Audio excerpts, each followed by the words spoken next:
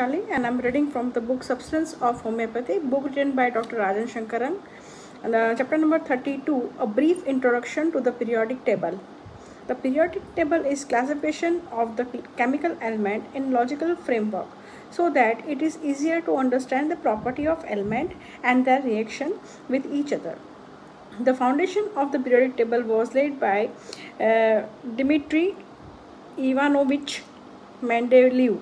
In the modern period table, the elements are arranged according to their atomic number. To understand this, we have to understand the atomic structure a little. A single atom of every element consists of proton, neutron, and electron. P, N, and E, respectively, their symbol name.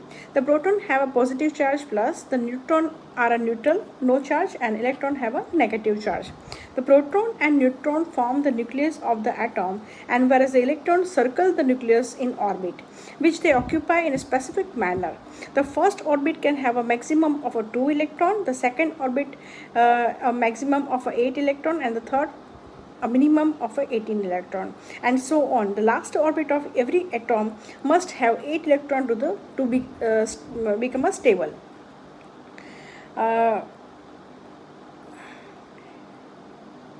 This is the figure. See, this is the nucleus, and proton plus neutron, which is in the nucleus, and electron around the circle around in the orbit. Atomic structure. The atomic weight of the atom is measured by the W is equal to P plus N. Proton plus number of electron. Number of proton plus number of electron. The atomic number of the atom, the number of proton which is equal to the number of electron, means P is equal to always E. Proton and electron are the same in the number. Let's see for example, sodium. The sodium has the atomic number of 11, and its atomic structure is like this: 2 electron in the first orbit.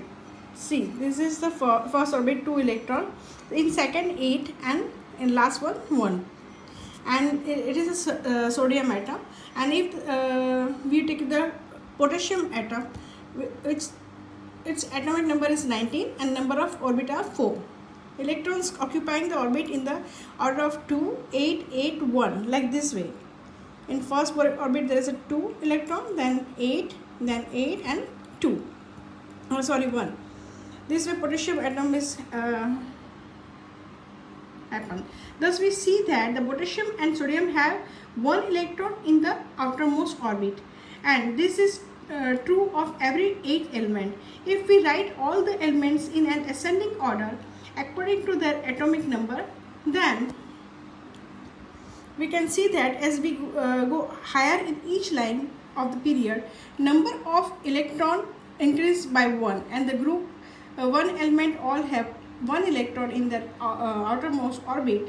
Group 2 have a 2 group, and number 5 have a 7, and group 8 have a 8 electron in the outer orbit. See this.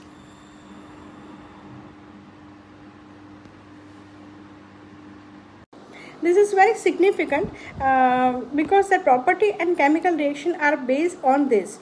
I will explain this little bit further. Every atom has to have 8 electron in outermost orbit in order to become a stable. Now sodium has only 1 electron in the outermost orbit, and so to be stable it has either to give 1 electron and accept 7 electron. It is easier to give 1 electron. By doing this, the sodium atom loses 1 negative charge, as electron have a negative charge, and form a sodium ion with a positive charge of a sodium plus. It gives 1 electron, so it has a plus charge, Na plus. And on the other hand, chlorine on the other hand have a 7 electron in outermost orbit, and so the chlorine atom number is 17, and orbital arrangement of from 2, 8, and 7. So it needs 1 electron to have a 8 electron for stability. In the last orbit to be stable, as I think it is better to take 1 than to give 7. So the chlorine atom, by accepting 1 electron, get its 1 extra negative charge and become a negatively charged, forming a chlorine as a Cl minus. These elements which give away electron and form a positive charge, it's called a positive charge is called cation, and occupy the left side of the periodic table, group 1A and 2A. And the elements which accept the electrons and form a negative charge, they are called anion and occupy the right side of the periodic table, group 5A, 6A and 7A. The cation and anion give and take electrons respectively to form a natural stable compound. For example, sodium plus Cl minus, they make a compound of NaCl. The element of group 1, 2 and 3 means cation give 1, 2, 3 electrons respectively, while element of group 5, 6, 7 accept the 3, 2 and 1 electron respectively and forming a stable compound. The element of group 4A, carbon and silicon, have a 4 electron in their outermost orbit. They neither give nor take elements but share them. Therefore, they are less reactive than those belonging to other group. The element of group 0 already have a 8 electron and in their outermost orbit, and so are absolutely stable and do not react at all. They are therefore called the noble or inert gas, for example helium and argon. We have seen that the sodium and potassium both react by giving 1 electron and thus have a similar property and occupy the same group in the periodic table. Then what the difference between the two? As number of the orbit in potassium is 1 more than in the sodium, the electron to be given is more distant from the nucleus. The attraction from the positive proton is less and it's easier for the electron to be given by potassium than by sodium. So potassium is more reactive than the sodium. As we go down the group on the cation side of the periodic table, the reactivity increase. So in group 1A, sodium is more reactive than the lithium and potassium is more reactive than both lithium and sodium. When we consider the anion, as the number of orbit increase, it gets more difficult to accept the electron as the distance from the positively charged proton in a nucleus increase.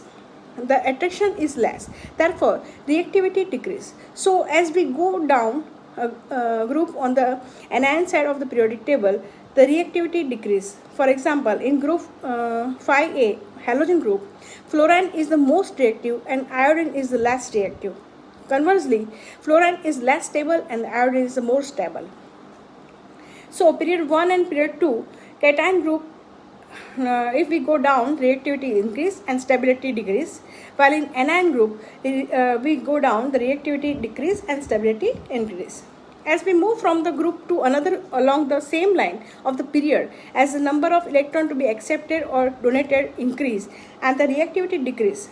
Sodium group is 1 and period 3 is more reactive than the magnesium group, which is from the group 2 and period 3, and chlorine is from the group 7 and period 3 is more reactive than the sulfur, like group 5 group 6 of the period 3. So in cation group 1 to 2 reactivity decrease, and in anion from group 7 to 5 its reactivity decrease. We have so far talked about the group 1A, group 7A. There are some elements which have some common property like a metallic luster, paramagnetic properties, and are grounded together as a transition element, or in day-to-day parlance, column metals. These are the element of the group 1B and 7B. The reason for this common property is a little more complicated and rightly belongs to the chemistry book. I will just mention that the electron of this element jump from one orbit to another and take the light energy for this, and so they absorb some light and reflect the rest and therefore have color and luster. As the electron jump from the orbit, they give and take energy, so they are good conductor of the heat and electricity.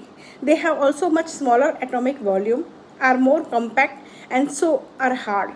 Unlike the group A elements, metals can exist independently and can also form a compound.